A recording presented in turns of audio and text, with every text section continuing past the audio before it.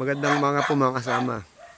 Ito pong property nito ay 19,999, almost 2 hectares. Ayan po ang bahay. Maganda. Tiles po ang loob. Bago bahay po yung bahay. Ayun po yung bakod. Yun po yung boundary. Yung bakod ano? Yun po yung boundary. Ayan. Baganto po yan. Ganyan. 900. Ito po ha. Hanggang dyan. Yan. Yan. Ganyan po. Tinuturo po ng kasama ko. Yan. Pantay po ito. Flatland po ito.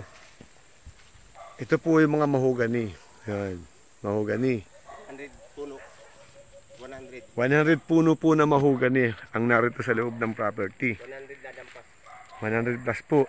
Ayun po yung mga nyug. Kasama yun? Kasama po.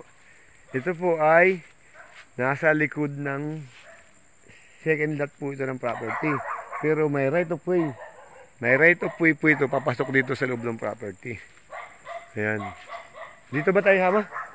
Papasok po tayo dito sa loob ng ano. Ayan po yung mga nyug. Oh. Mamaya po tayo pupunta doon. Paganto. Ayan po yung mga mahogani. Ayan po ganyan. Oh. Ayan.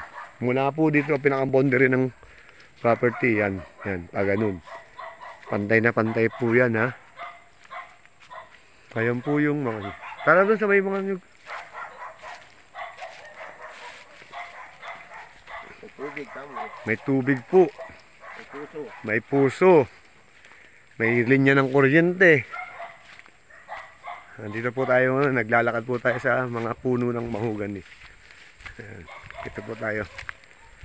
Ayan. May mga bagong tanim po na mahogani. Ayan o. Ayan. May ilang pirasong puno ngayon ng nyug to. Hindi ko nakatanim. Pero maganda naman ang nyug. Ayan o.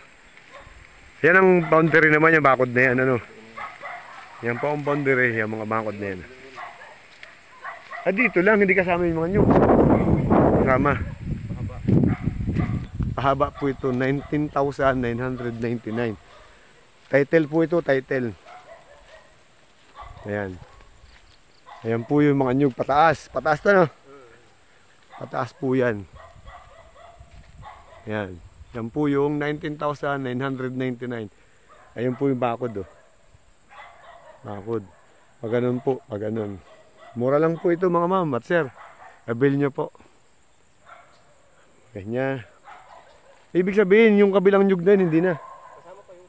Kasama pa dun. Hindi ko na alam ang hangganan. Kasama pa po pala yan mga yan. Yan hanggang sa taas. Sige po ma'am, mga sir, mga mama sir, maki-avail na lang po ito ma'am. Sir, babay po.